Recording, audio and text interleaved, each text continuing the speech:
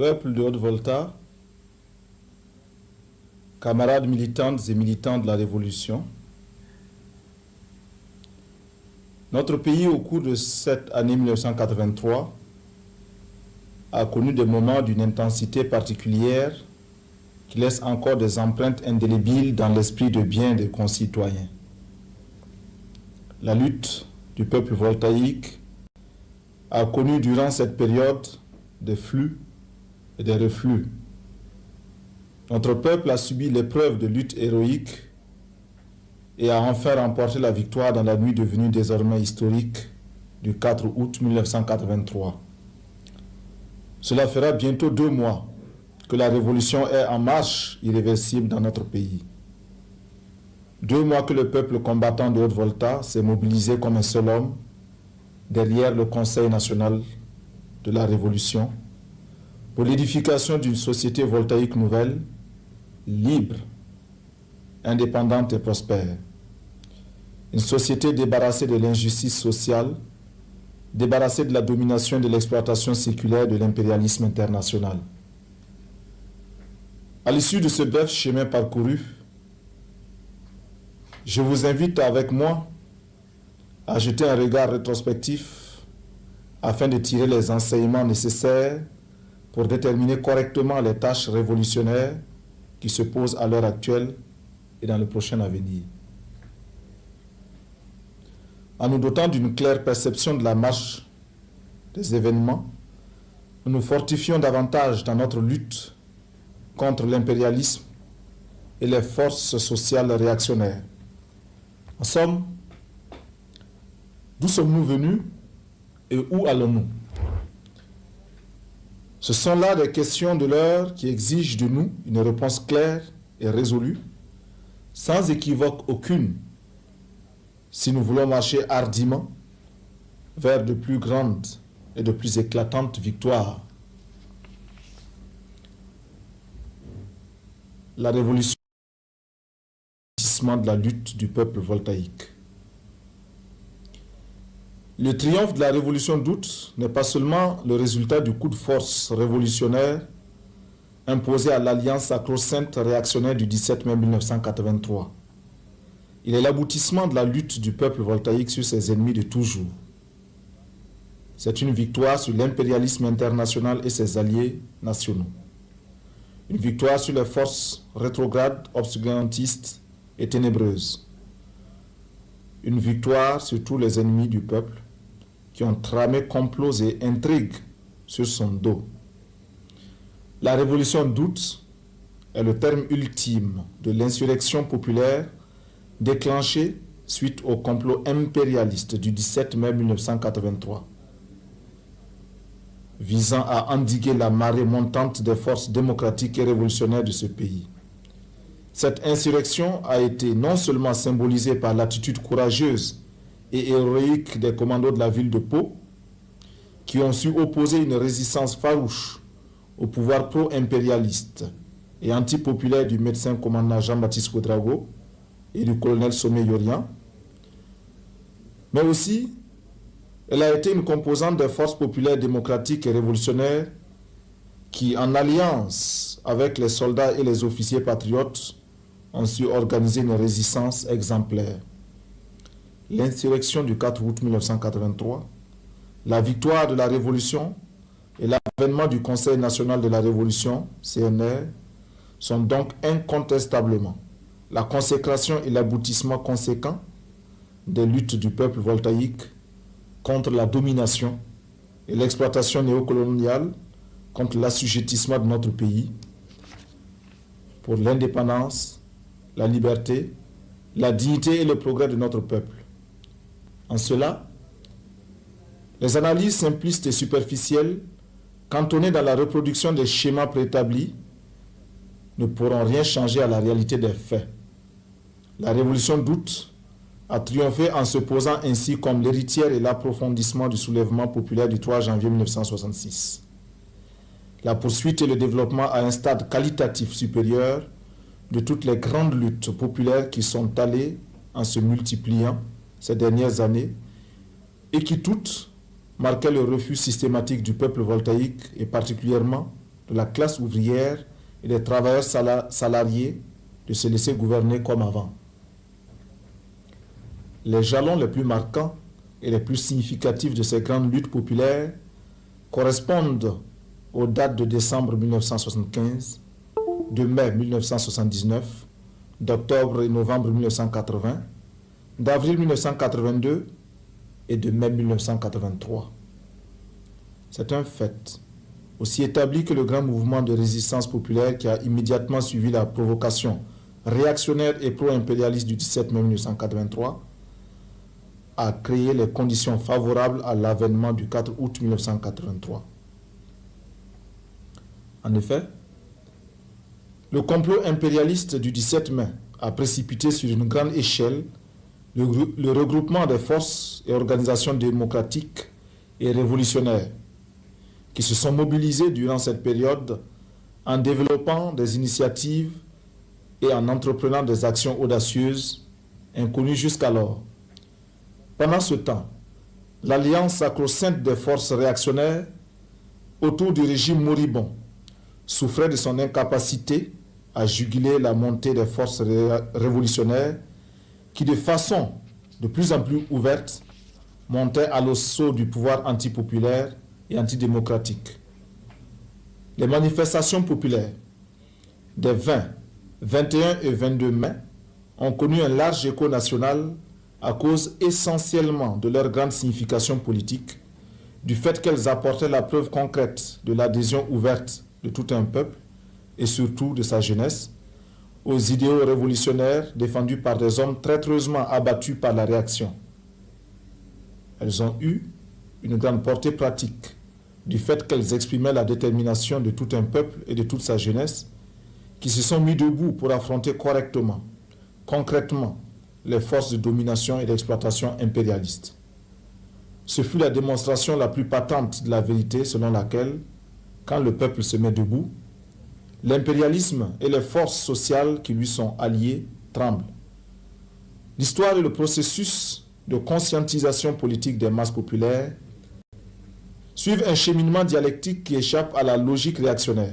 C'est pourquoi les événements du mois de mai 1983 ont grandement contribué à l'accélération du processus de clarification politique dans notre pays, atteignant ainsi un degré tel que les masses populaires dans leur ensemble ont accompli un saut qualitatif important dans la compréhension de la situation.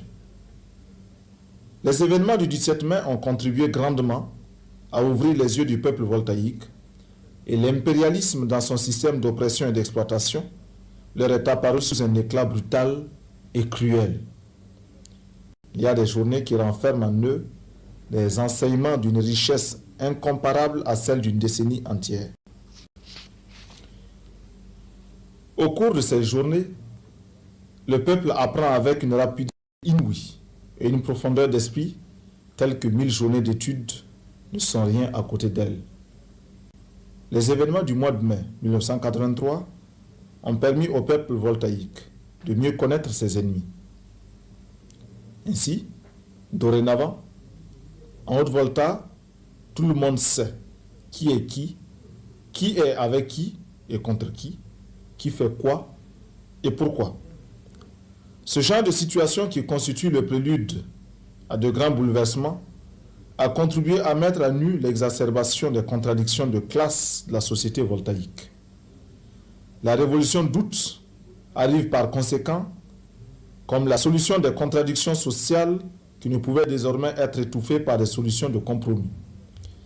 L'adhésion enthousiaste des larges masses populaires à la révolution d'août est la traduction concrète de l'espoir immense que le peuple voltaïque fonde sur l'avènement du CNR, pour qu'enfin puisse être réalisée la satisfaction de leurs aspirations profondes à la démocratie, à la liberté et à l'indépendance, au progrès véritable, à la restauration de la dignité et de la grandeur de notre patrie que 23 années de régime néocolonial ont singulièrement bafoué.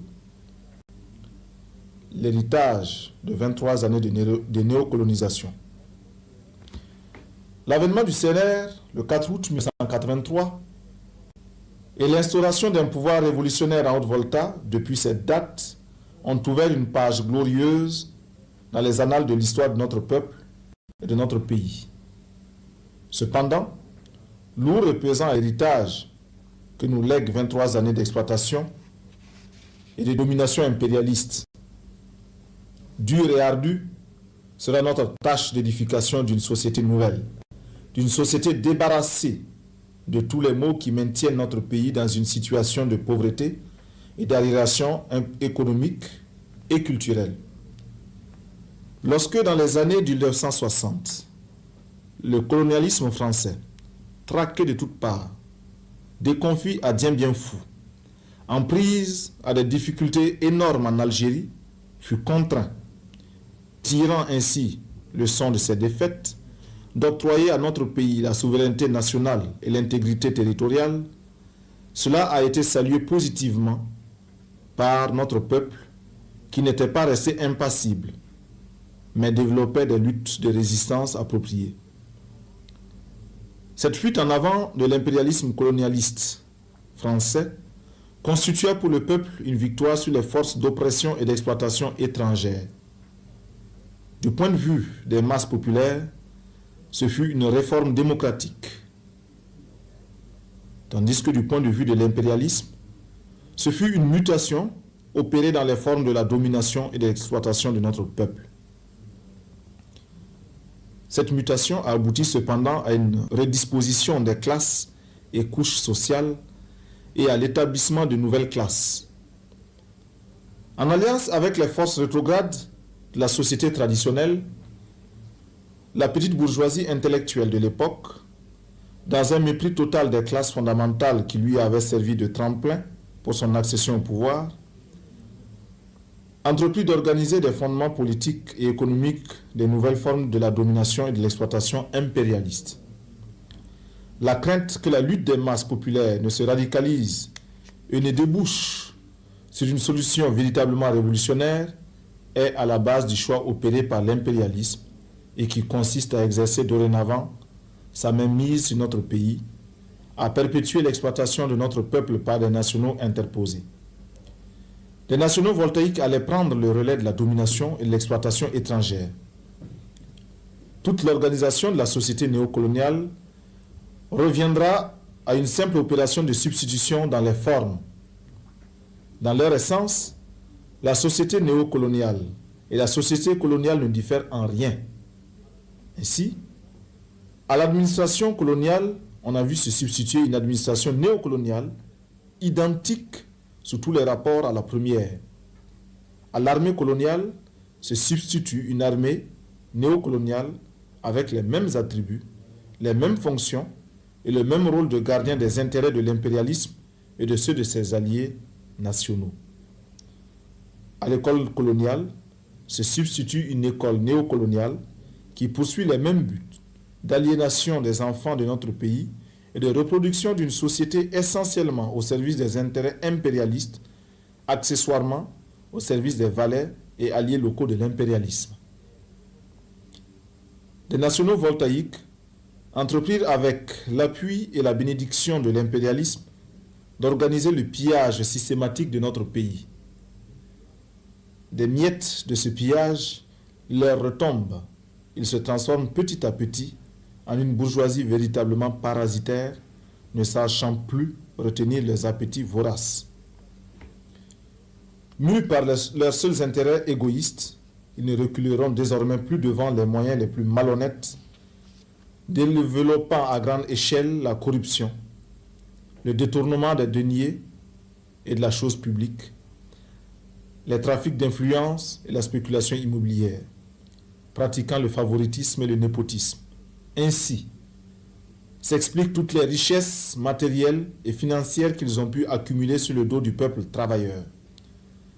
Et non contents de vivre sur les rentes fabuleuses qu'ils tirent de l'exploitation éhontée de leurs biens mal acquis, ils jouent des pieds et des mains pour s'accaparer des responsabilités politiques qui leur permettront d'utiliser l'appareil étatique au profit de leur exploitation et de leur gabegie. Une année entière ne se passe pas sans qu'ils se payent de grasses vacances à l'étranger. Leurs enfants désertent les écoles du pays pour un enseignement de prestige dans d'autres pays. À la moindre petite maladie, tous les moyens de l'État sont mobilisés pour leur assurer des soins coûteux dans les hôpitaux de luxe des pays étrangers. Tout cela se déroule sous les yeux d'un peuple voltaïque laborieux, courageux et honnête, mais qui croupit dans la misère la plus crasse. Si pour la minorité des riches, la Haute-Volta constitue un paradis, pour cette majorité que constitue le peuple, elle est un enfer à peine supportable. Dans cette grande majorité, les salariés, malgré le fait qu'ils sont assurés d'un revenu régulier, subissent contraintes et pièges de la société de consommation du capitalisme. Tout leur salaire se voit consommé avant même qu'il n'ait été touché. Et le cercle vicieux se poursuit sans fin, sans aucune perspective de rupture. Au sein de leurs syndicats respectifs, les salariés engagent des luttes revendicatives pour l'amélioration de leurs conditions de vie. L'ampleur de ces luttes contraint quelquefois les pouvoirs néocoloniaux en place à lâcher du lest. Mais ils ne donnent d'une main que pour récupérer aussitôt de l'autre. Ainsi, on annonce avec grand tapage une augmentation de 10% sur les salaires pour immédiatement prendre des mesures d'imposition qui annulent les effets bénéfiques attendus de la première mesure. Les travailleurs, après 5, 6, 7 mois, finissent toujours par se rendre compte de la supercherie et se mobilisent pour de nouvelles luttes. 7 mois, c'est plus qu'il ne faut aux réactionnaires au pouvoir pour reprendre du souffle et élaborer d'autres stratagèmes. Dans cette lutte sans fin, le travailleur en sort toujours perdant. Au sein de cette grande majorité, il y a ces damnés de la terre, ces paysans que l'on exproprie, que l'on spolie, que l'on moleste, que l'on emprisonne, que l'on bafoue et que l'on humilie chaque jour et qui cependant sont de ceux dont le travail est créateur de richesses. C'est par leur activité productive que l'économie du pays se maintient malgré sa fragilité. C'est de leur travail que se sucrent tous ces nationaux pour qui la Haute-Volta est un Eldorado. Et pourtant, ce sont eux qui souffrent le plus du manque des structures d'infrastructures routières, du manque des structures et d'encadrement sanitaire. Ce sont ces paysans, créateurs de richesses nationales, qui souffrent le plus du manque des écoles et de fournitures. Ce sont leurs enfants qui vont grossir les rangs des chômeurs après un passage éclair sur les bancs des écoles mal adaptées aux réalités de ce pays. C'est parmi eux que le taux de l'analphabétisme est le plus élevé, 98%. Ceux qui ont besoin de plus de savoir pour que leur travail productif puisse s'améliorer en rendement, c'est encore ceux-là qui profitent le moins des investissements dans le domaine de la santé, de l'éducation et de la technologie. La jeunesse paysanne, qui a la même disposition d'esprit que toute la jeunesse, c'est-à-dire plus sensible à l'injustice sociale et favorable au progrès, en arrive dans un sentiment de révolte à déserter nos campagnes, les privant ainsi de ces éléments les plus dynamiques. Le premier réflexe pousse cette jeunesse dans les grands centres urbains qui sont Ouagadougou et Bobo-Dioulasso. Là, ils espèrent trouver un travail plus rémunérateur et profiter aussi des avantages du progrès. Le manque de travail les pousse à l'oisiveté avec les vices qui les caractérisent. Enfin, ils devront leur salut pour ne pas finir dans les prisons en s'expatriant vers l'étranger où l'humiliation et l'exploitation la plus hontée les attendent.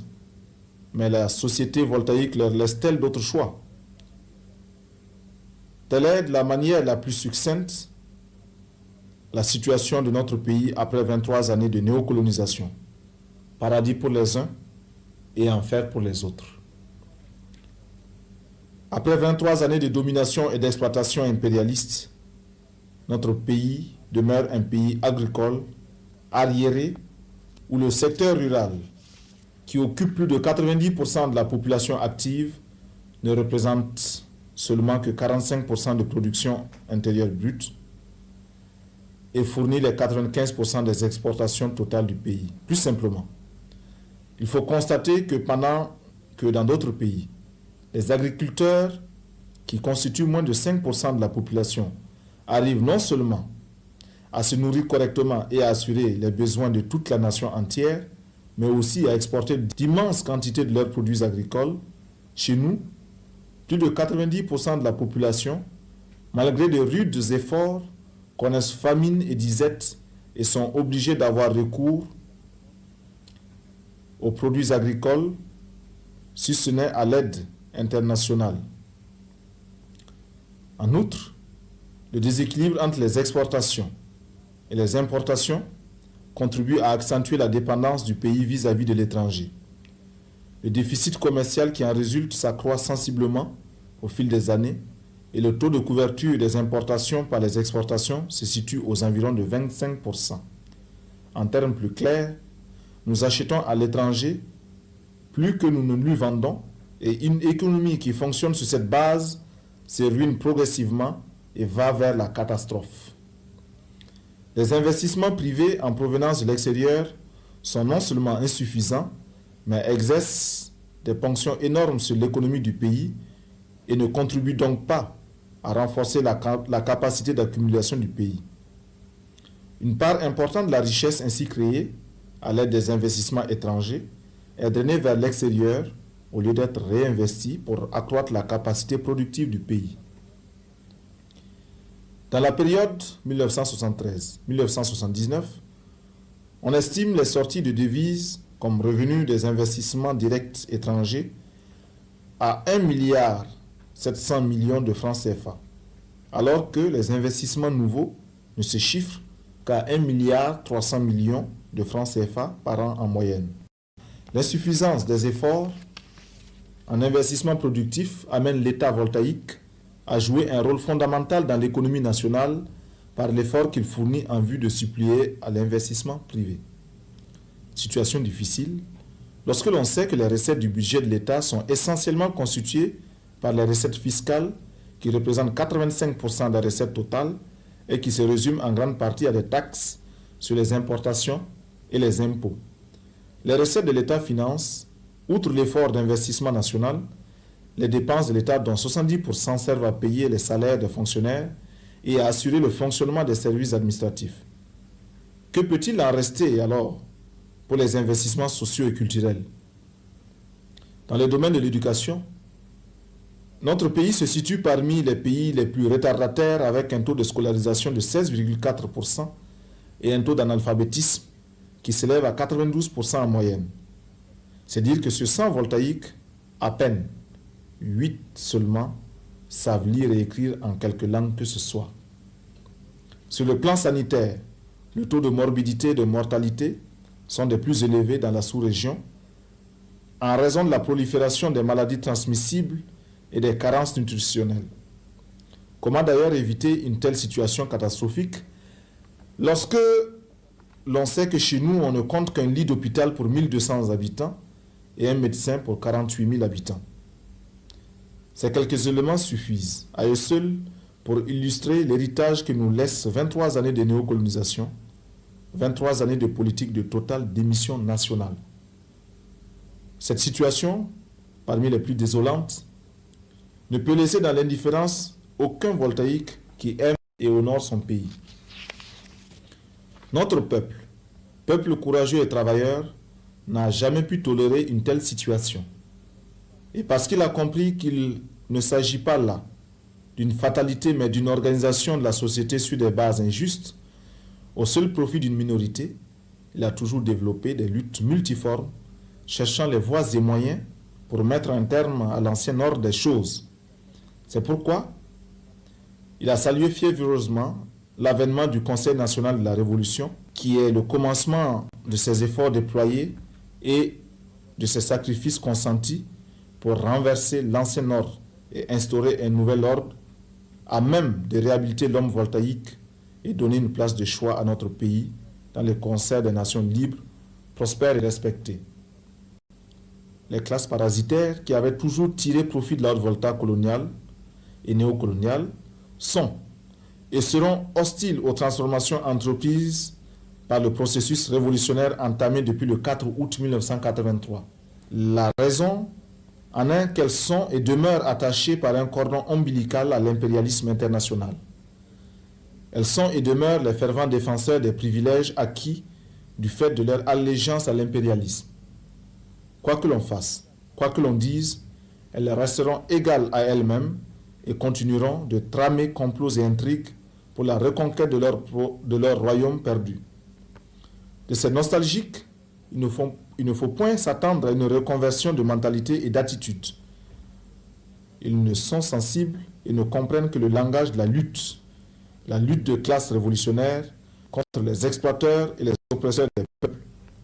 Notre révolution sera pour eux la chose la plus autoritaire qui soit. Elle sera un acte par lequel le peuple leur imposera sa volonté par tous les moyens dont il dispose et, s'il le faut, par ses armes. Ces ennemis du peuple, qui sont-ils? Ils se sont démasqués aux yeux du peuple lors des événements du 17 mai dans leur hargne contre les forces révolutionnaires.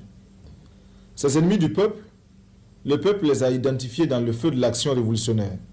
Ce sont, premièrement, la bourgeoisie voltaïque qui se distingue de par la fonction que les uns et les autres accomplissent en bourgeoisie d'État, bourgeoisie comprador et bourgeoisie moyenne. La bourgeoisie d'État, c'est cette fraction qui est connue sous l'appellation de la bourgeoisie politico-bureaucratique. C'est une bourgeoisie qu'une situation de monopole politique enrichie de façon illicite et crapuleuse, se servant de l'appareil d'État, tout comme le capitaliste industriel se sert de ses moyens de production pour accumuler la plus-value tirée de l'exploitation de la force de travail des ouvriers. Cette fraction de la bourgeoisie ne renoncera jamais de plein gré à ses anciens avantages pour assister passif aux transformations révolutionnaires en cours. La bourgeoisie commerçante. Cette fraction, de par ses activités même, est attachée à l'impérialisme par de multiples liens. La suppression de la domination impérialiste signifie pour elle la mort de la poule aux œufs d'or. C'est pourquoi elle s'opposera de toutes ses forces à la présente révolution. C'est dans cette catégorie que se recrutent, par exemple, les commerçants véreux qui cherchent à affamer le peuple en retirant de la circulation les vivres à des fins de spéculation et de sabotage économique. La bourgeoisie moyenne. Cette fraction de la bourgeoisie voltaïque, bien qu'ayant des liens avec l'impérialisme, rivalise avec celui-ci pour le contrôle du marché. Mais comme elle est plus faible économiquement, elle se fait évincer par l'impérialisme. Elle a donc des griefs contre l'impérialisme, mais a aussi peur du peuple, et cette peur peut l'amener à faire front avec l'impérialisme. Toutefois, le fait que la domination impérialiste sur notre pays l'empêche de jouer son rôle véritable de bourgeoisie nationale, quelques-uns de ces éléments, sous certains rapports, pourraient être favorables à la révolution qui les situerait objectivement dans le camp du peuple. Cependant, entre ces éléments qui viennent à la révolution et le peuple, il faut développer une méfiance révolutionnaire. Car, sous ce couvert, accourront à la révolution des opportunistes de toutes sortes. Deuxièmement, les forces rétrogrades qui tirent leur puissance des structures traditionnelles du type féodal de notre société. Ces forces, dans leur majorité, ont su opposer une résistance ferme à l'impérialisme colonialiste français. Mais depuis l'accession de notre pays à la souveraineté nationale, elles ont fait corps avec la bourgeoisie réactionnaire pour oppresser le peuple voltaïque. Ces forces ont tenu les masses paysannes en une situation de réservoir à partir duquel elles se livraient à des surenchères électoralistes. Pour préserver leurs intérêts, qui sont communs à ceux de l'impérialisme et opposés à ceux du peuple, ces forces réactionnaires ont le plus souvent recours aux valeurs décadentes de notre culture traditionnelle, qui sont encore vivaces dans les milieux ruraux. Dans la mesure où notre révolution vise à démocratiser les rapports sociaux dans nos campagnes, à responsabiliser les paysans, à mettre à leur portée plus d'instruction et plus de savoir pour leur propre émancipation économique et culturelle, ces forces rétrogrades s'y opposeront.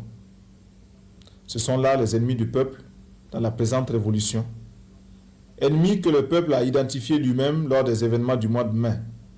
Ce sont ces ennemis-là qui ont constitué le gros de la troupe des marcheurs isolés, protégés par un cordon militaire et qui ont manifesté leur soutien de classe au régime déjà moribond issu du coup d'État réactionnaire et pro-impérialiste. En dehors des classes et couches sociales réactionnaires et anti-révolutionnaires, ci-dessus énumérées, le reste de la population constitue le peuple voltaïque, un peuple qui tient la domination et l'exploitation impérialiste en abomination et qui n'a cessé de le manifester dans la lutte concrète de tous les jours contre les différents régimes néocoloniaux. Ce peuple, dans la présente révolution, regroupe, premièrement, la classe ouvrière voltaïque, jeune et peu nombreuse, mais qui a su faire la preuve dans ses luttes incessantes contre le patronat qu'elle est une classe véritablement révolutionnaire. Dans la révolution présente, c'est une classe qui a tout à gagner et rien à perdre. Elle n'a pas de moyens de production à perdre. Elle n'a pas de parcelle de propriété à défendre dans le cadre de l'ancienne société néocoloniale. Par contre, elle est convaincue que la révolution est son affaire, car elle en sortira grandie et fortifiée. La petite bourgeoisie, deuxièmement, qui constitue une vaste couche sociale très instable et qui hésite très souvent entre la cause des masses populaires et celle de l'impérialisme. Dans sa grande majorité, elle finit toujours par se ranger du côté des masses populaires. Elle comprend les éléments les plus divers, parmi lesquels les petits commerçants, les intellectuels petits bourgeois, fonctionnaires, étudiants, élèves, employés du secteur privé, les artisans. Troisièmement, la paysannerie. La paysannerie voltaïque, dans sa grande majorité, constitue de petits paysans, attachés à la propriété parcellaire du fait de la désintégration progressive de la propriété collective depuis l'introduction du mode de production capitaliste dans notre pays. Les rapports marchands dissolvent de plus en plus les liens communautaires et à leur place s'instaure la propriété privée des moyens de production. Dans cette nouvelle situation ainsi créée par la pénétration du capitalisme dans nos campagnes, le paysan voltaïque qui se trouve lié à la petite production incarne des rapports bourgeois de production. Aussi, au vu de toutes ces contradictions, de ces considérations, la paysannerie voltaïque est partie intégrante de la catégorie de la petite bourgeoisie. De par le passé et de par sa situation présente, elle est la couche sociale qui a payé le plus de tribut à la domination et à l'exploitation impérialiste. La situation d'arriération économique et culturelle qui caractérise nos campagnes l'a tenue longtemps à l'écart des grands courants de progrès et de modernisation, se contentant du rôle de réservoir des partis politiques réactionnaires. Cependant, elle a intérêt à la révolution et en est, du point de vue du nombre, la force principale. Quatrièmement, le lumpen prolétariat. C'est cette catégorie d'éléments déclassés qui, du fait de leur situation de sans-travail, sont prédisposés à être à la solde des forces réactionnaires et contre-révolutionnaires pour l'exécution de leurs sales besognes. Dans la mesure où la révolution saura les convertir en les occupant utilement, ils pourront être de fervents défenseurs. Le caractère et la portée de la révolution d'août. Les révolutions qui surviennent de par le monde ne se ressemblent point. Chaque révolution apporte son originalité qui la distingue des autres. Notre révolution, la révolution d'août, n'échappe pas à cette constatation. Elle tient compte des particularités de notre pays, de son degré de développement et d'assujettissement au système capitaliste impérialiste mondial. Notre révolution est une révolution qui se déroule dans un pays agricole, arriéré, où le poids des traditions et de l'idéologie sécrétée par une organisation sociale de type féodal pèse énormément sur les masses populaires. Elle est une révolution dans un pays qui, à cause de la domination et de l'exploitation de l'impérialisme, exerce sur notre peuple, a évolué de la situation de colonie qu'était ce pays à celle de néocolonies. Elle est une révolution qui se produit dans un pays caractérisé encore par l'inexistence d'une classe ouvrière consciente de sa mission historique et organisée, et par conséquent, ne possédant aucune tradition de lutte révolutionnaire. C'est une révolution qui se produit dans un petit pays continental au moment où, sur le plan international, le mouvement révolutionnaire s'effrite de jour en jour sans l'espoir visible de voir se constituer un bloc homogène à même d'impulser et de soutenir pratiquement les mouvements révolutionnaires naissants. Cet ensemble de circonstances historiques, géographiques et sociologiques donne une certaine empreinte singulière à notre révolution. La révolution d'août est une révolution qui présente un double caractère. Elle est une révolution démocratique et populaire. Elle a pour tâche primordiale la liquidation de la domination et de l'exploitation impérialiste, l'épuration de la campagne de toutes les entraves sociales, économiques et culturelles qui la maintiennent dans un état d'arriération. Et de là découle son caractère démocratique. De ce que les masses populaires voltaïques sont partie prenante à part entière dans cette révolution et se mobilisent conséquemment autour de mots d'ordre démocratiques et révolutionnaires qui traduisent dans les faits leurs intérêts propres opposés à ceux des classes révolutionnaires alliées à l'impérialisme, elle tire son caractère populaire. Ce caractère populaire de la révolution d'août réside aussi dans le fait qu'en lieu et place de l'ancienne machine d'État, s'édifie une nouvelle machine à même de garantir l'exercice démocratique du pouvoir par le peuple et pour le peuple.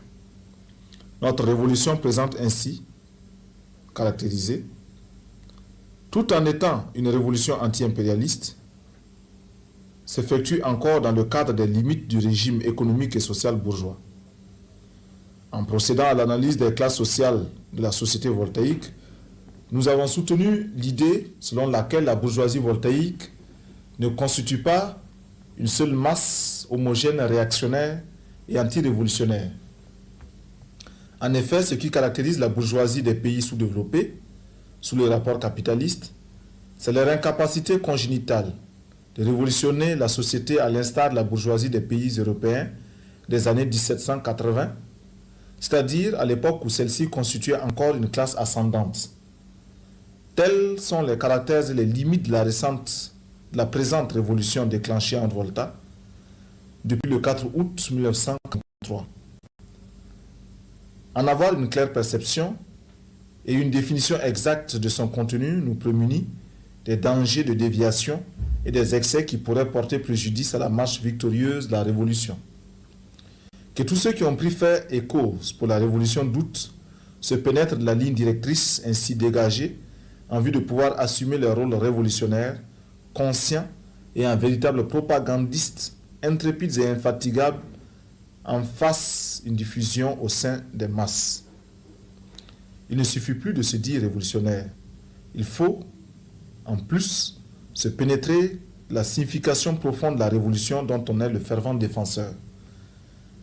C'est le meilleur moyen de mieux la défendre contre les attaques et les défigurations que les contre-révolutionnaires ne manqueront pas de lui opposer.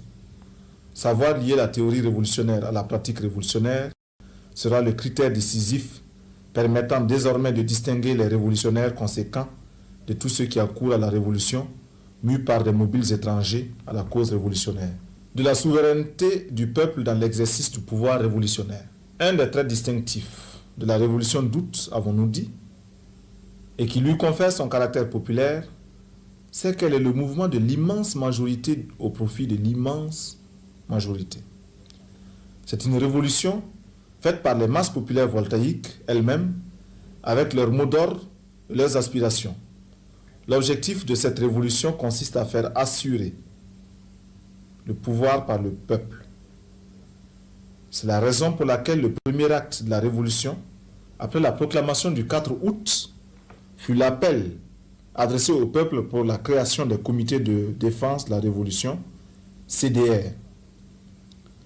Le CNR a la conviction que pour que cette révolution soit véritablement populaire, elle devra procéder à la destruction de la machine d'État néocoloniale et organiser une nouvelle machine capable de garantir la souveraineté du peuple.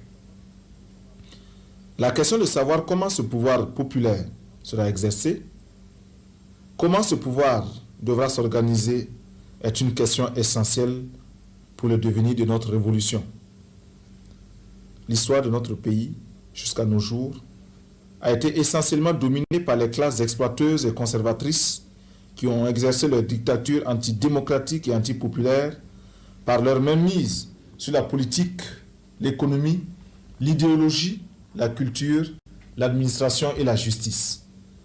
La révolution a pour premier objectif de faire passer le pouvoir des mains de la bourgeoisie voltaïque alliée à l'impérialisme aux mains de l'alliance des classes populaires constituant le peuple.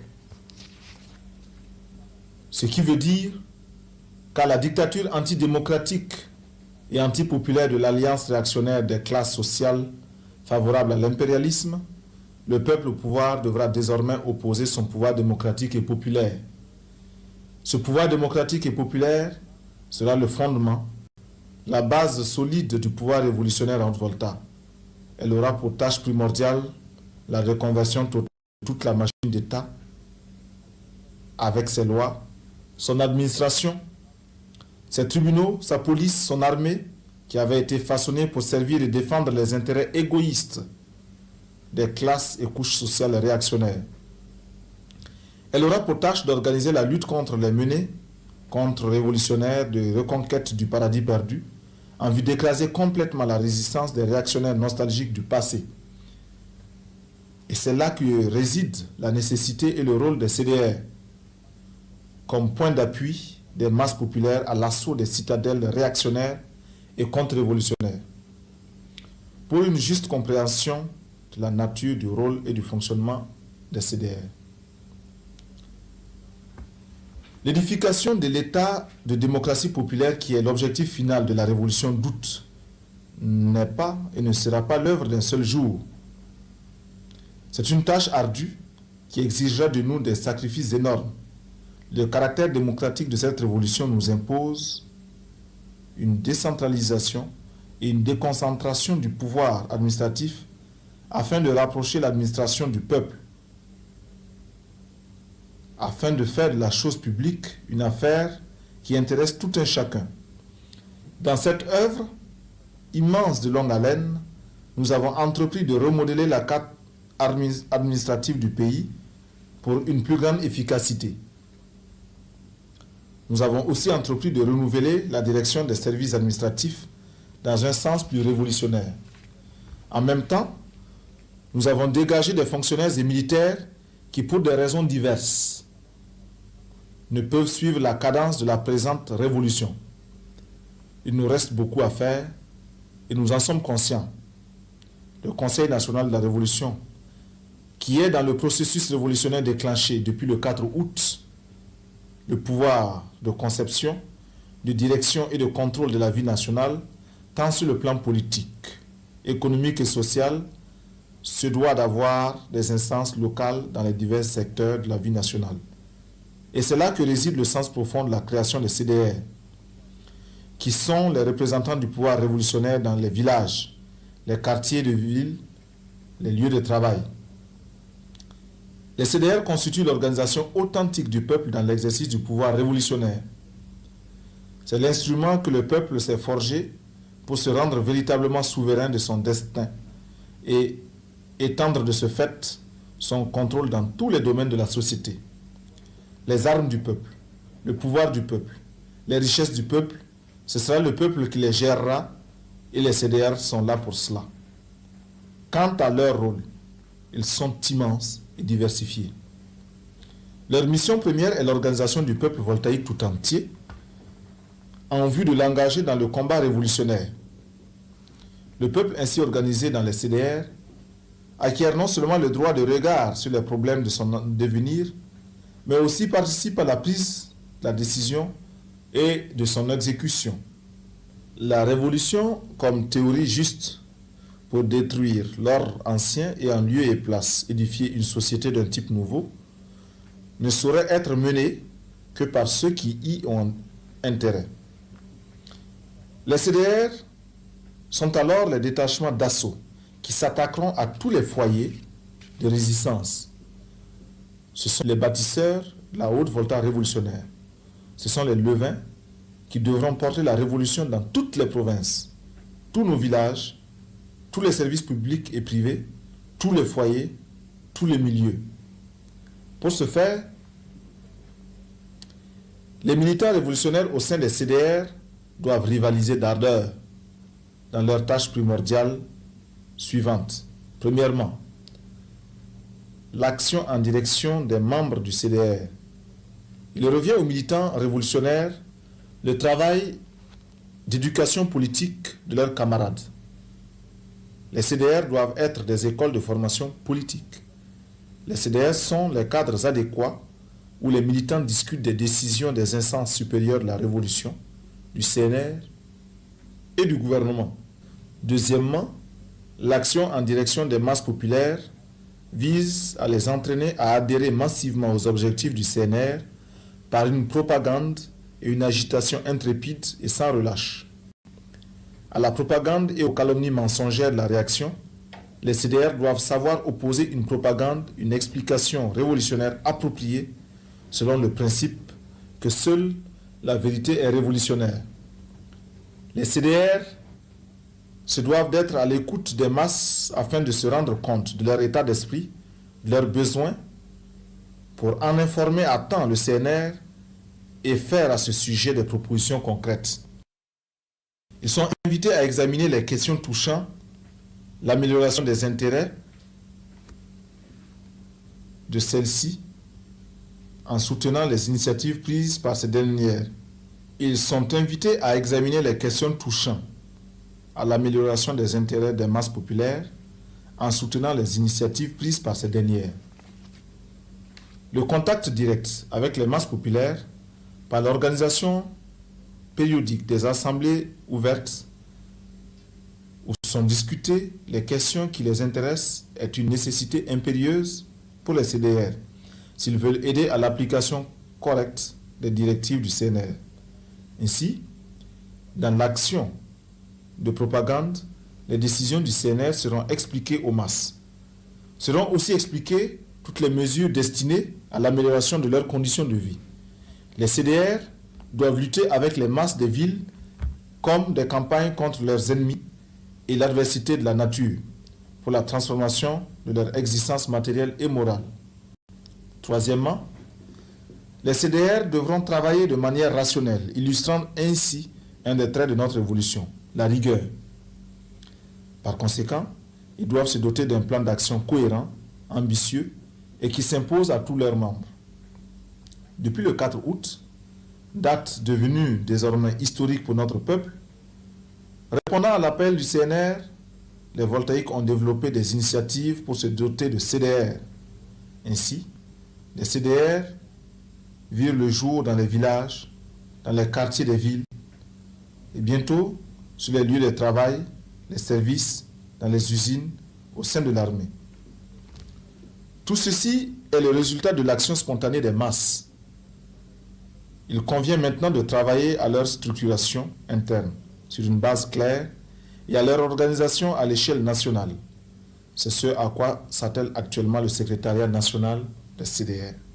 En attendant que les travaux de réflexion qui se mènent actuellement sur la base des expériences déjà accumulées, ils sortent des résultats définitifs, nous nous contentons d'esquisser le schéma et les principes directeurs généraux du fonctionnement des CDR.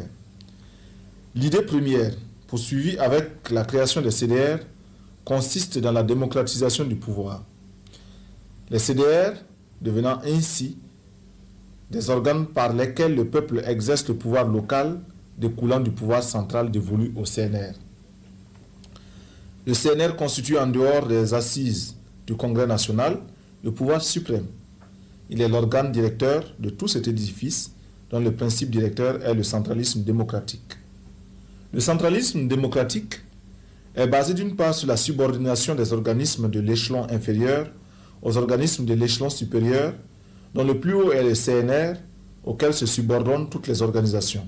D'autre part, ce centralisme reste démocratique car le principe électif est de rigueur à tous les niveaux et l'autonomie des organisations locales est reconnue pour toutes les questions relevant de leur ressort, toutefois, dans les limites et le respect des directives générales tracées par l'instance supérieure. De la moralité révolutionnaire au sein des CDR. La révolution vise à la transformation de la société sous tous les rapports, économiques, social et culturel. Elle vise à créer un voltaïque nouveau avec une moralité et un comportement social exemplaire qui inspire l'admiration et la confiance des masses. La domination néocoloniale a placé notre société dans un pourrissement tel qu'il nous faudra des années pour la purifier.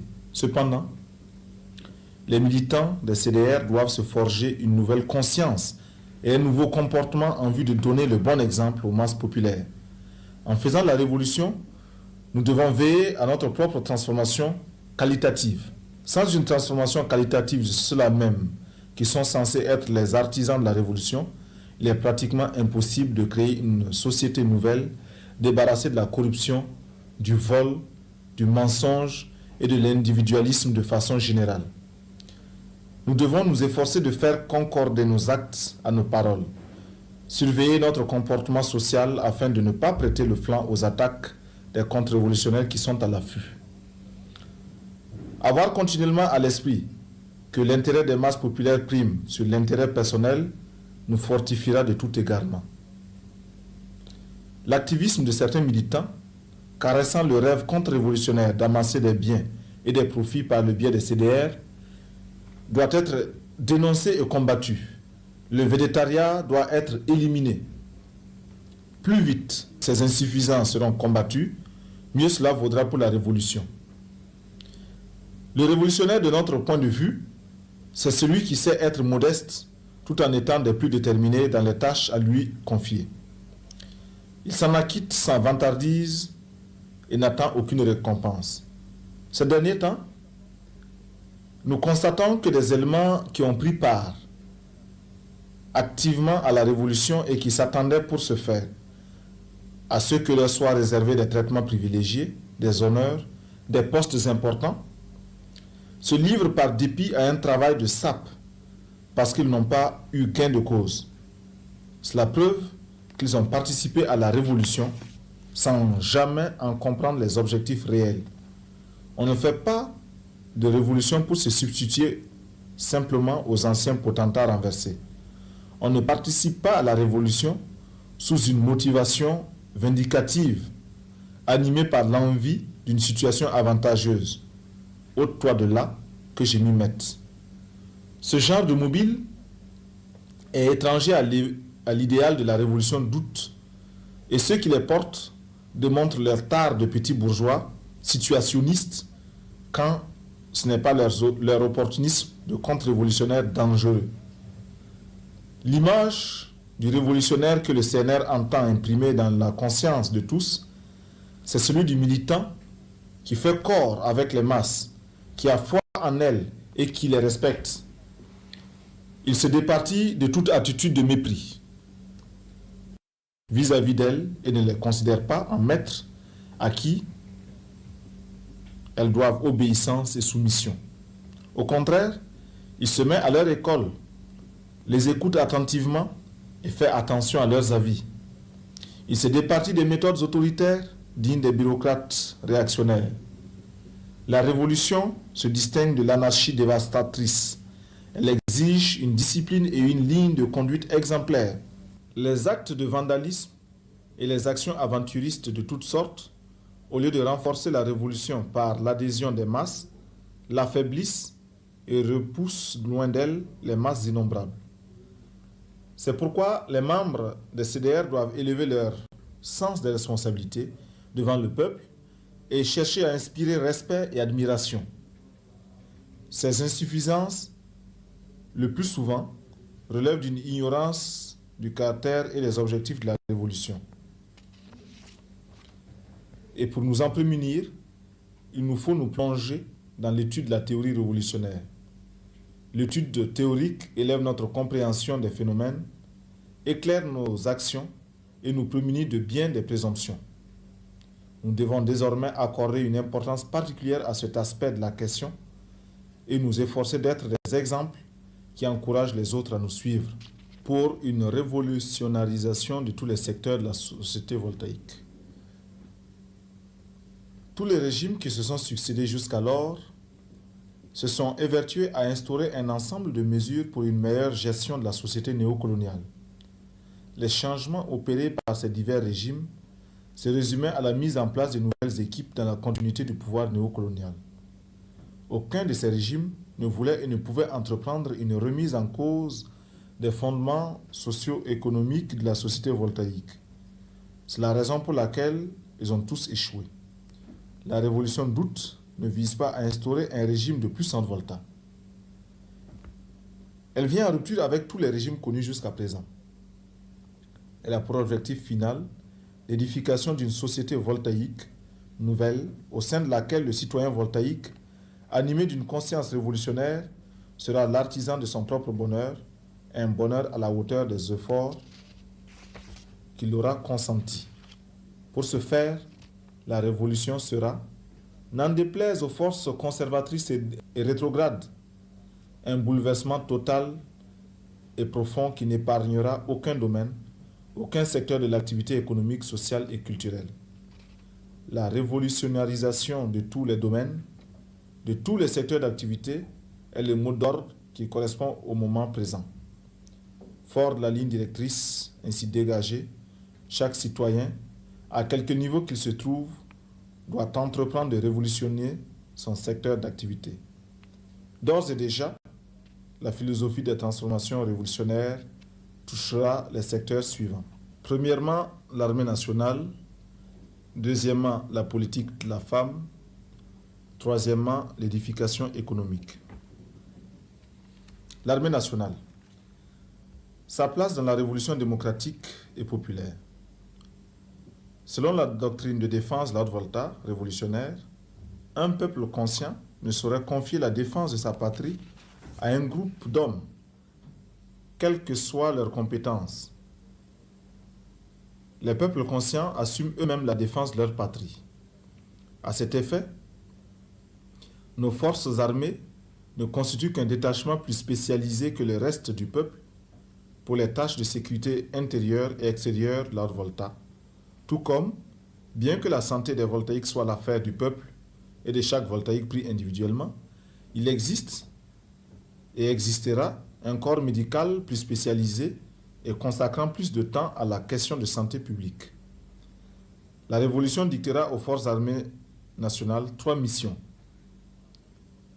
Premièrement, être en mesure de combattre tout ennemi intérieur et extérieur et participer à la formation militaire du reste du peuple, ce qui suppose une capacité opérationnelle accrue, faisant de chaque militaire un combattant compétent au lieu de l'ancienne armée qui n'était qu'une masse de salariés. Deuxièmement, participer à la production nationale. En effet, le militaire nouveau doit vivre et souffrir au sein du peuple auquel il appartient. Fini l'armée budgétivore. Désormais, en dehors du maniement des armes, elle sera au champ. Elle élèvera des troupeaux de bœufs, de moutons et de la volaille. Elle construira des écoles et des dispensaires dont elle assurera le fonctionnement, entretiendra des routes et transportera par voie aérienne le courrier, les malades et les produits agricoles entre les régions. Troisièmement, former chaque militaire en militant révolutionnaire. Fini le temps où l'on prétendait à la réalité de la neutralité et de l'apolitisme de l'armée en faisant d'elle le rempart de la réaction et le garant des intérêts impérialistes. Fini le temps où notre armée se comportait tel un corps de mercenaires étrangers en territoire conquis. Ce temps-là est désormais révolu, à jamais. Armés de la formation politique et idéologique, nos soldats, nos sous-officiers et nos officiers, engagés dans le processus révolutionnaire, cesseront d'être des criminels en puissance pour devenir des révolutionnaires conscients étant au sein du peuple comme un poisson dans l'eau. Armée au service de la révolution, l'armée nationale populaire ne fera de place à aucun militaire qui méprise son peuple, le bafoue et le brutalise.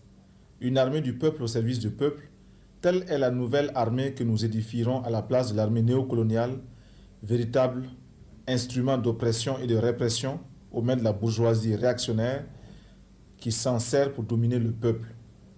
Une telle armée, du point de vue même de son organisation interne et de ses principes de fonctionnement, sera fondamentalement différente de l'ancienne armée.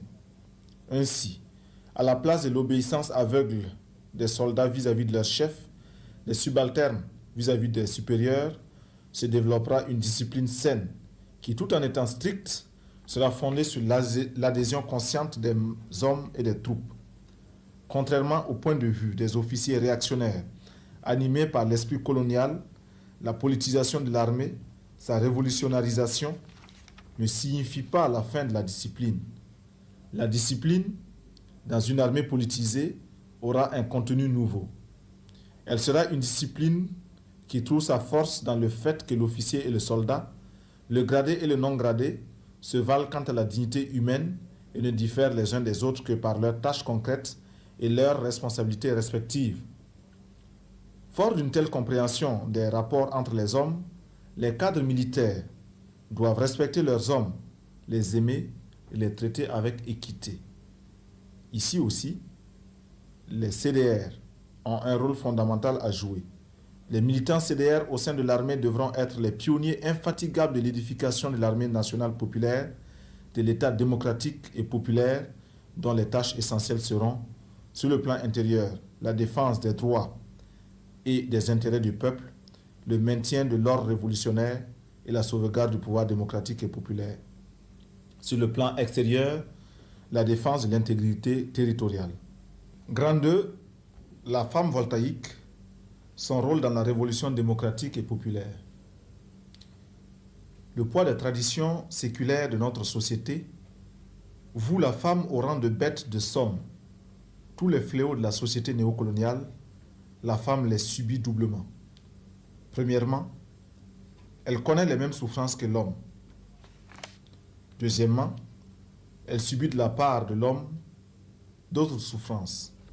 Notre révolution intéresse tous les opprimés, tous ceux qui sont exploités dans la société actuelle.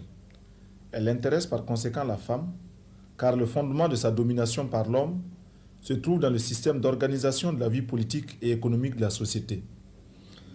La révolution, en changeant l'ordre social qui opprime la femme, crée les conditions de son émancipation véritable. Les femmes et les hommes de notre société sont tous victimes de l'oppression et de la domination impérialiste. C'est pourquoi ils mènent le même combat. La révolution et la libération de la femme vont de pair.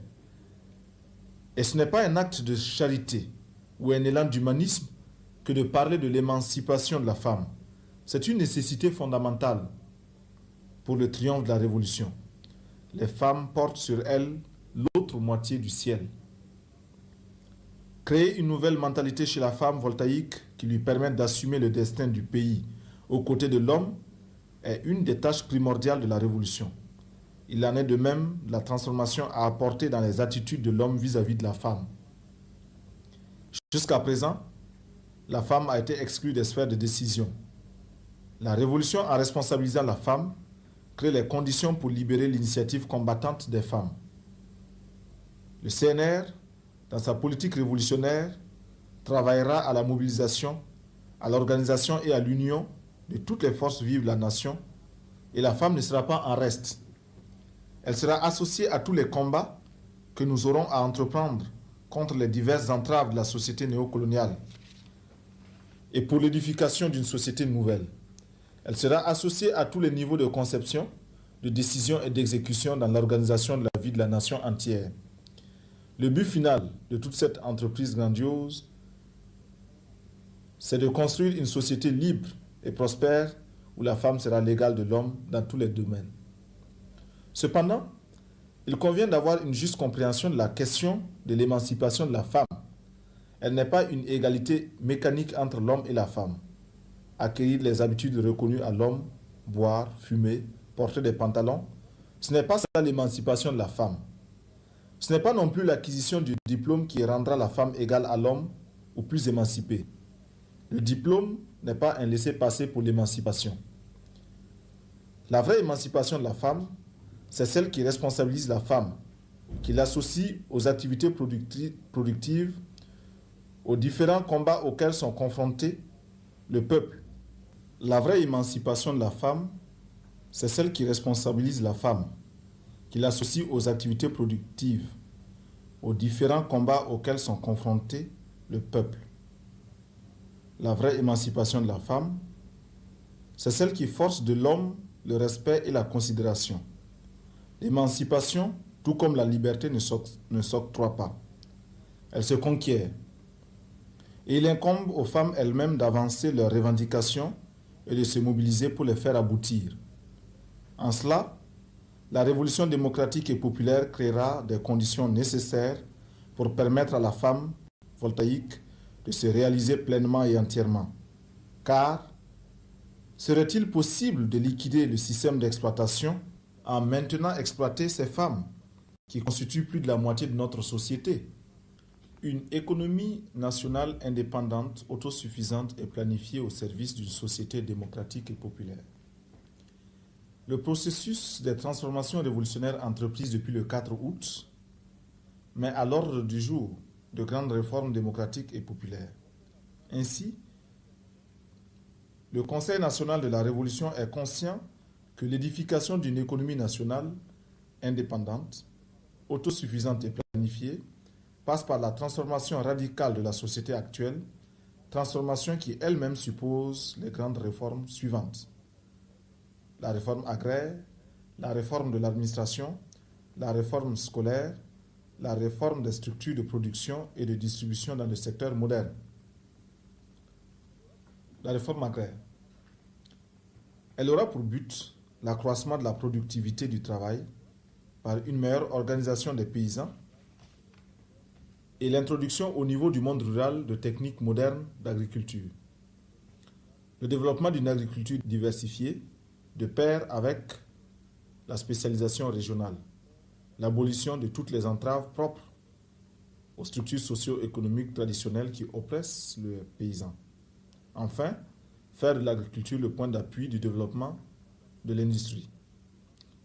Et cela est possible en donnant son vrai sens au slogan d'autosuffisance alimentaire, trop vieilli à force d'avoir été proclamé sans conviction. Ce sera d'abord la lutte âpre contre la nature qui, du reste, n'est pas plus ingrate chez nous que chez d'autres peuples qui l'ont merveilleusement vaincu sur le plan agricole. Le Conseil national de la Révolution ne se bercera pas d'illusions en projets gigantissimes, sophistiqués. Au contraire, de nombreuses petites réalisations dans le système agricole permettront de faire de notre territoire un vaste champ, une suite infinie de fermes. Ce sera ensuite la lutte contre les affameurs du peuple, spéculateurs et capitalistes agricoles de tout genre. Ce sera enfin la protection contre la domination impérialiste de notre agriculture, dans l'orientation et le pillage de nos ressources, et la concurrence déloyale à nos productions locales par les importations qui n'ont de mérite que leur emballage pour bourgeois en mal de snobisme. Des prix rémunérateurs et des unités industrielles agroalimentaires assureront aux paysans des marchés pour les productions en toute saison. La réforme administrative. Elle vise à rendre opérationnelle l'administration héritée de la colonisation. Pour ce faire, il faudra la débarrasser de tous les maux qui la caractérisent, à savoir la bureaucratie lourde, tracassière et ses conséquences, et procéder à une révision complète des statuts de la fonction publique. La réforme devrait déboucher sur une administration peu coûteuse, plus opérante et plus souple. La réforme scolaire. Elle vise à promouvoir une nouvelle orientation de l'éducation et de la culture. Elle devra déboucher sur la transformation de l'école en un instrument au service de la révolution. Les diplômés qui en sortiront devront être non au service de leurs propres intérêts et des classes exploiteuses, mais au service des masses populaires. L'éducation révolutionnaire qui sera dispensée dans la nouvelle école devra inculquer à chacun une idéologie, une personnalité voltaïque qui débarrasse l'individu de tout mimétisme. Apprendre aux élèves et étudiants à assimiler de manière critique et positive les idées et les expériences des autres peuples sera une des vocations des écoles dans la société démocratique et populaire. Pour arriver au bout de l'analphabétisme et de l'obscurantisme, il faudra mettre l'accent sur la mobilisation de toutes les énergies en vue de l'organisation des masses pour les sensibiliser et créer en eux la soif d'apprendre en leur montrant les inconvénients de l'ignorance. Toute politique de lutte contre l'analphabétisme sans la participation même des principaux intéressés est vouée à l'échec. Quant à la culture, dans la société démocratique et populaire, elle devra revêtir un triple caractère: national, scientifique et populaire. Tout ce qui est antinational, antiscientifique et antipopulaire devra être banni. Au contraire, sera magnifiée la portée de la partie de notre culture qui a célébré notre dignité, notre courage, notre nationalisme et les grandes vertus humaines. La révolution démocratique et populaire créera les conditions propices à l'éclosion d'une culture nouvelle. Nos artistes auront les coudées franches pour aller hardiment de l'avant. Ils devront saisir l'occasion qui se présente pour hausser notre culture au niveau mondial. Que les écrivains mettent leurs plumes au service de la révolution. Que les musiciens chantent non seulement le passé glorieux de notre peuple, mais aussi son avenir radieux et prometteur. La révolution attend de nos artistes qu'ils sachent décrire la réalité, en faire des images vivantes, les exprimer en notes mélodieuses, tout en indiquant à notre peuple la voie juste, conduisant vers un avenir meilleur. Elle attend d'eux qu'ils mettent leur génie créateur au service d'une culture voltaïque, nationale, scientifique et populaire. Il faut savoir penser ce qu'il y a de bon dans le passé, c'est-à-dire dans nos traditions, ce qu'il y a de positif dans les cultures étrangères pour donner une dimension nouvelle à notre culture. La source inépuisable pour l'inspiration créatrice des masses se trouve dans les masses populaires. Savoir vivre avec les masses, s'engager dans les mouvements populaires, partager les joies et les souffrances du peuple, travailler et lutter avec lui devraient constituer les préoccupations majeures de nos artistes. Avant de produire, se poser la question: à qui destinons-nous notre création? Si nous avons la conviction que c'est pour le peuple que nous créons, alors nous devons savoir clairement ce qu'est le peuple, quelles sont ses composantes, quelles sont ses aspirations profondes. La réforme dans les structures de production et de distribution de notre économie. Les réformes dans ce domaine visent à établir progressivement le contrôle effectif du peuple voltaïque sur les circuits de production et de distribution. Car, sans une véritable maîtrise de ces circuits, il est pratiquement impossible d'édifier une économie indépendante au service du peuple. Peuple de Haute-Volta, camarades militantes et militants de la révolution voltaïque, les besoins de notre peuple sont immenses. La satisfaction de ces besoins nécessite des transformations révolutionnaires à entreprendre dans tous les domaines. Ainsi, dans le domaine sanitaire et de l'assistance sociale, en faveur des masses populaires, les objectifs à atteindre se résument en ceci: une santé à la portée de tous, la mise en œuvre d'une assistance et d'une protection maternelle et infantile, une politique d'immunisation contre les maladies transmissibles par la multiplication des campagnes de vaccination, une sensibilisation des masses pour l'acquisition de bonnes habitudes hygiéniques. Tous ces objectifs ne peuvent être atteints sans l'engagement conscient des masses populaires elles-mêmes dans le combat sous l'orientation révolutionnaire des services de santé. Dans le domaine de l'habitat, domaine d'une importance cruciale, il nous faudra entreprendre une politique vigoureuse pour mettre fin aux spéculations immobilières, à l'exploitation des travailleurs par l'établissement de taux de loyer excessifs.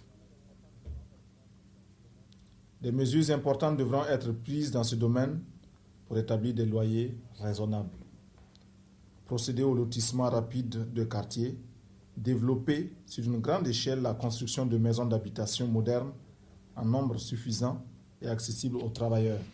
Une des préoccupations essentielles du CNR, c'est l'union des différentes nationalités que compte la Haute-Volta dans la lutte commune contre les ennemis de notre révolution. Il existe en effet dans notre pays une multitude d'ethnies se distinguant les unes des autres par leur langue et leurs coutumes. C'est l'ensemble de ces ethnies qui forment la nation voltaïque. L'impérialisme, dans sa politique de diviser pour régner, s'est évertué à exacerber les contradictions entre elles pour les dresser les unes contre les autres. La politique du CNR visera à l'union de ces différentes nationalités pour qu'elles vivent dans l'égalité et jouissent des mêmes chances de réussite.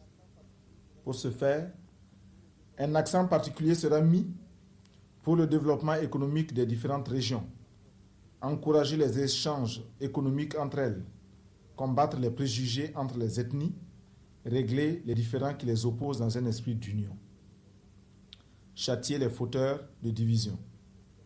Au vu de tous les problèmes auxquels notre pays se trouve confronté, la révolution apparaît comme un défi et que nous devons, animés de la volonté de vaincre, surmonter avec la participation effective des masses populaires mobilisées au sein des CDR.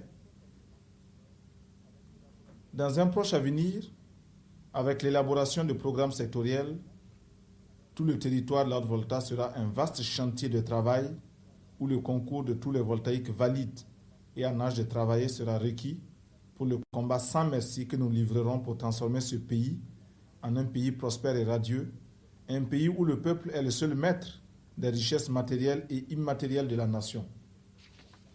Enfin, il nous faut définir la place de la révolution voltaïque dans le processus révolutionnaire mondial. Notre révolution fait partie intégrante du mouvement mondial de paix et de démocratie contre l'impérialisme et toutes sortes d'hégémonismes. C'est pourquoi nous nous efforcerons d'établir des relations diplomatiques avec les pays sans égard à leur système politique et économique sur la base des principes suivants: le respect réciproque pour l'indépendance, l'intégrité territoriale et la souveraineté nationale, la non-agression mutuelle, la non-intervention dans les affaires intérieures, le commerce avec tous les pays sur un pied d'égalité et sur la base des avantages réciproques. Notre solidarité et notre soutien militant iront à l'endroit des mouvements de libération nationale qui combattent pour l'indépendance de leur pays et la libération de leur peuple. Ce soutien s'adresse particulièrement au peuple de Namibie sous la direction de la SWAPO, au peuple sahraoui dans sa lutte pour le recouvrement de son territoire national, au peuple palestinien pour ses droits nationaux. Dans notre lutte, les pays africains anti-impérialistes sont nos alliés objectifs. Le rapprochement avec ces pays est rendu nécessaire vis-à-vis des regroupements néocoloniaux qui s'opèrent sur notre continent. Vive la révolution démocratique et populaire. Vive le Conseil national de la Révolution. La patrie ou la mort, nous vaincrons.